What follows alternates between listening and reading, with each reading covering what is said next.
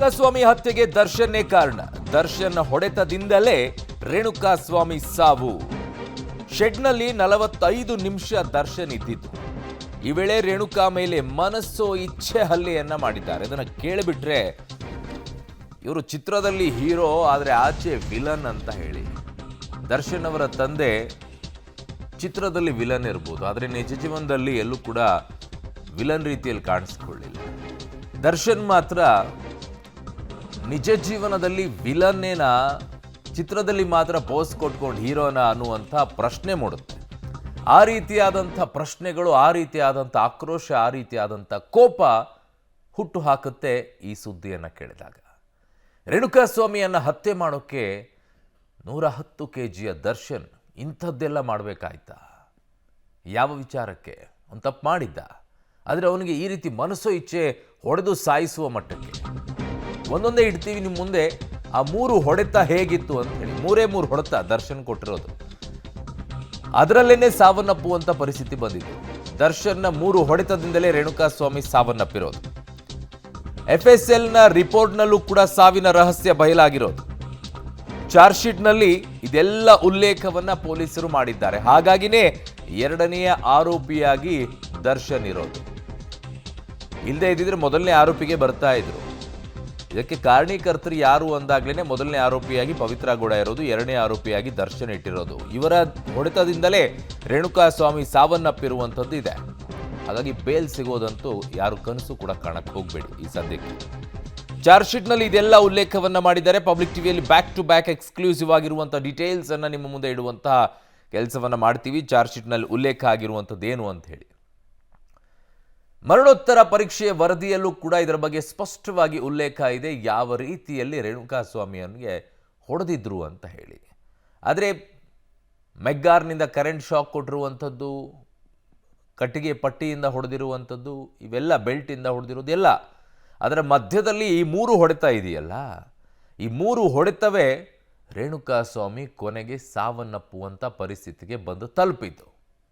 ಹಾಗಿದ್ದಾಗ 3 ಹೊಡೆತ ಯಾವುದು, ದರ್ಶನ್ ಹೊಡೆದಿರುವಂಥ ಹೊಡೆತಗಳು ಅನ್ನುವಂಥದ್ದನ್ನ ನಿಮ್ಮ ಮುಂದೆ ಈಗ ಹೇಳ್ತೀವಿ. ಶೆಡ್ನಲ್ಲಿ ದರ್ಶನ್ ಎಸಗಿದಂಥ ಕ್ರೌರ್ಯ ಯಾವ ಮಟ್ಟಕ್ಕೆ ಇದೆ ಅನ್ನುವಂಥದ್ದು ಮೊದಲನೆಯದು ಹೇಳ್ತಾ ಇದ್ದೀವಿ. ರೇಣುಕಾಸ್ವಾಮಿ ಎದೆಗೆ ಒಂದೇ ಸಮನೆ ದರ್ಶನ್ ಒದ್ದಿರ್ತಾನೆ. ಕಾರಣ ಬಂದಿದ್ದೇ ಅಲ್ಲಿ ಪಬ್ನಿಂದ. ಆ ಪಬ್ಬಿಂದ ಸಂಜೆಯಿಂದ ಪಬ್ಬಲ್ಲಿ ಕುತ್ಕೊಂಡ್ಬಿಟ್ಟು ಆಮೇಲೆ ಇಲ್ಲಿಗೆ ಬಂದು ಎಣ್ಣೆ ಹುಡ್ಕೊಂಡು ರೇಣುಕಾಸ್ವಾಮಿ ಎದೆಗೆ ಒಂದೇ ಸಮನೆ ಒದಿತಾರೆ.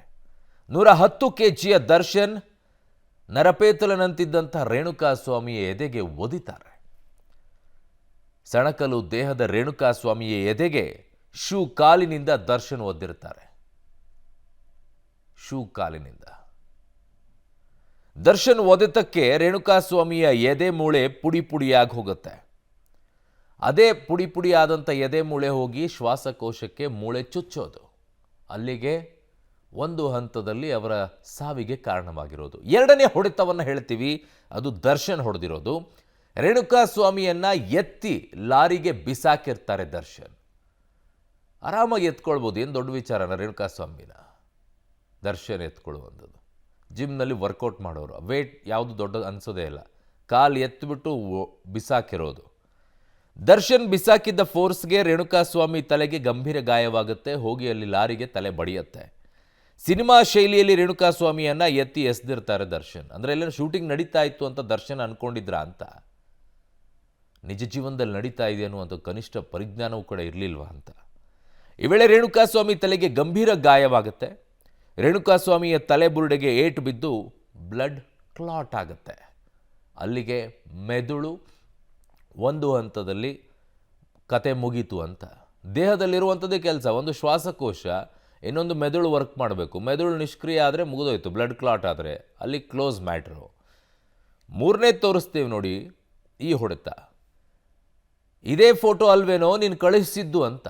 ಅಂದರೆ ಪವಿತ್ರ ಗೌಡಗೆ ಒಂದು ಫೋಟೋ ಕಳಿಸಿರುವಂಥದ್ದು, ಅಶ್ಲೀಲ ಫೋಟೋ. ತಪ್ಪದು ರೇಣುಕಾಸ್ವಾಮಿದು, ಬಟ್ ಅದಕ್ಕೆ ಕಾನೂನು ಶಿಕ್ಷೆ ಕೊಡಬೇಕಾಗಿರೋದು ಇವರಲ್ಲ ಅಂತ ಹೇಳಿ ಪ್ಯಾಂಟ್ ಬಿಚ್ಚಿಸಿ ರೇಣುಕಾಸ್ವಾಮಿಯ ಮರ್ಮಾಂಗಕ್ಕೆ ದರ್ಶನ್ ಒದ್ದಿರ್ತಾರೆ. ರೇಣುಕಾಸ್ವಾಮಿಯ ಮರ್ಮಾಂಗಕ್ಕೆ ಒದ್ದಿರ್ತಾರೆ.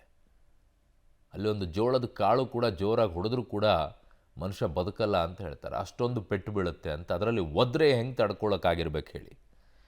ಮರ್ಮಾಂಗಕ್ಕೆ ಒದಿತಾ ಇದ್ದಂತೆ ಪ್ರಜ್ಞೆ ತಪ್ಪಿ ರೇಣುಕಾಸ್ವಾಮಿ ಬಿದ್ದು ಬಿಡ್ತಾನೆ ಅಲ್ಲಿಗೆ.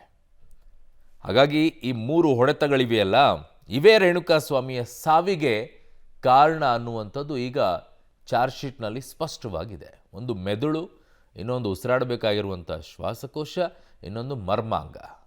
ಇವಿಷ್ಟು ಕೂಡ ಡ್ಯಾಮೇಜ್ ಮಾಡಿಡೋದೇ ದರ್ಶನ್ ಅನ್ನೋದು ಈಗ ಉಲ್ಲೇಖವಾಗಿರೋದು. ನನ್ನ ಸಹೋದ್ಯೋಗಿ ಈಗ ಕ್ರೈಮ್ ಬ್ಯೂರೋಯಿಂದ ನರಸಿಂಹಮೂರ್ತಿ ನನ್ನ ಸಂಪರ್ಕಕ್ಕೆ ಸಿಗ್ತಾ ಇದ್ದಾರೆ. ನರಸಿಂಹಮೂರ್ತಿ, ಮನುಷ್ಯ ಸಾಯಕ್ಕೆ 3 ಜಾಗಗಳು ಸಾಕು ಅಂತ ಹೇಳ್ತಾರೆ. ಒಂದು ತಲೆಗೆ, ಇನ್ನೊಂದು ಎದೆಗೆ, ಇನ್ನೊಂದು ಮರ್ಮಾಂಗಕ್ಕೆ. ಇರುವಂಥ 3 ಜಾಗಗಳನ್ನು ಇವರೇ ಹೊಡೆದು ಹಾಕಿದ್ದಾರೆ ಅಂತೇಳಿ ಬದುಕೋ ಚಾನ್ಸ್ ಆದರೂ ಎಲ್ಲಿದೆ ಅಲ್ವಾ ನರಸಿಂಹಮೂರ್ತಿ?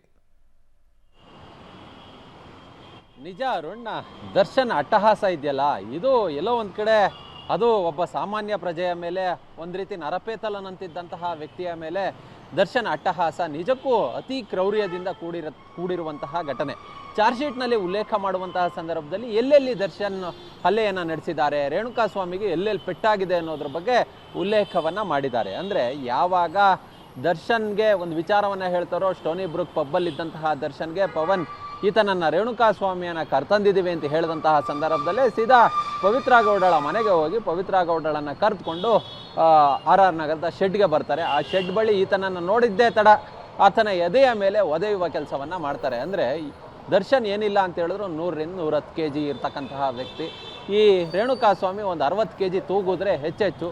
ಈ 110 kg ತೂಕದ ವ್ಯಕ್ತಿ ಒಬ್ಬ 60 kgಯ ವ್ಯಕ್ತಿಯ ಮೇಲೆ ಕಾಲಿನಿಂದ, ಬೂಟು ಕಾಲಿನಿಂದ ಒದಿತಾರೆ ಎದೆಗೆ ಅಂತ ಹೇಳಿದ್ರೆ ಏನಾಗಬೇಡ. ಹೀಗಾಗಿ ಆತನ ಶ್ವಾಸಕೋಶದ ಮೂಳೆಗಳೇನಿತ್ತು ಅವು ಮುರಿದೋಗಿತ್ತು. ಇದು ಪೋಸ್ಟ್ಮಾರ್ಟಮ್ ರಿಪೋರ್ಟ್ನಲ್ಲಿ ಉಲ್ಲೇಖವಾಗಿದೆ. ಅದಾದ ಬಳಿಕ ಆತನನ್ನು ಹಿಡಿದು ಹಿಂಗೆ ಎಸಿತಾರಂತೆ. ಅದು ಆತ ಆ ಲಾರಿಗೆ ಬಡಿತಾನೆ. ಆ ಸಂದರ್ಭದಲ್ಲಿ ತಲೆಗೆ ದೊಡ್ಡ ಮಟ್ಟದಲ್ಲಿ ಏಟು ಬಿದ್ದಿದೆ ಅಂತೇಳಿ, ಅಲ್ಲಿ ಏನಾದ್ರು ಬ್ರೈನು ಹ್ಯಾಮರೇಜು ಈ ಥರದ್ದು ಏನಾದರೂ ಆಗಿರಬಹುದು ಅಂತೇಳಿ. ಮತ್ತೊಂದು ಈತನ ಪವನ್ ಬಿಚ್ಚ ಅವನ ಪ್ಯಾಂಟು ಅಂತೇಳಿ ಆತನ ಪ್ಯಾಂಟನ್ನು ಬಿಚ್ತಾರಂತೆ. ಬಿಚ್ಚಿ ಇದೇ ಫೋಟೋ ಅಲ್ವೇನೋ ನೀನು ಕಳಿಸಿದ್ದು ಪವಿತ್ರನಿಗೆ ಅನ್ನೋ ನಿಟ್ಟಿನಲ್ಲಿ ಆತನ ಮರ್ಮಾಂಗಕ್ಕೆ ಒದಿತಾರೆ. ಅಂದರೆ ಸಾಮಾನ್ಯವಾಗಿ ಮರ್ಮಾಂಗಕ್ಕೆ ಒದ್ರೆ ಅಷ್ಟು ಸುಲಭವಾಗಿ ಬದುಕೋದಕ್ಕಾಗೋದಿಲ್ಲ. ಅಲ್ಲಿಗೆ ಪೆಟ್ಟು ಬಿದ್ದಂತಹ ಸಂದರ್ಭದಲ್ಲೇ ರೇಣುಕಾಸ್ವಾಮಿ ಪ್ರಜ್ಞೆಯನ್ನು ಕಳೆದುಕೊಳ್ತಾರೆ. ಅಲ್ಲಿಗೆ ಈ 45 ನಿಮಿಷಗಳ ಅವಧಿ, ಅಂದರೆ ದರ್ಶನ್ ಆ ಶೆಡ್ನಲ್ಲಿ ಇದ್ದದ್ದು ಒಂದು 45 ನಿಮಿಷಗಳ ಅವಧಿ. ಈ ಅವಧಿಯಲ್ಲಿ ಯಾವೆಲ್ಲ ರೀತಿಯಾಗಿ ಕ್ರೌರ್ಯವನ್ನು ಮೆರೆದ್ರು, ಎಲ್ಲೆಲ್ಲಿ ಹಲ್ಲೆಯನ್ನು ನಡೆಸಿದ್ರು ಅನ್ನೋದನ್ನು ಚಾರ್ಜ್ ಶೀಟ್ನಲ್ಲಿ ಎಳೆಯಾಗಿ ಬಿಚ್ಚಿಡುವ ಕೆಲಸವನ್ನು ಮಾಡಲಾಗಿದೆ. ಮರ್ಮಾಂಗಕ್ಕೆ ಒದ್ದ ಬಳಿಕ ರೇಣುಕಾಸ್ವಾಮಿ ಪ್ರಜ್ಞೆಯನ್ನು ತಪ್ತಾನೆ.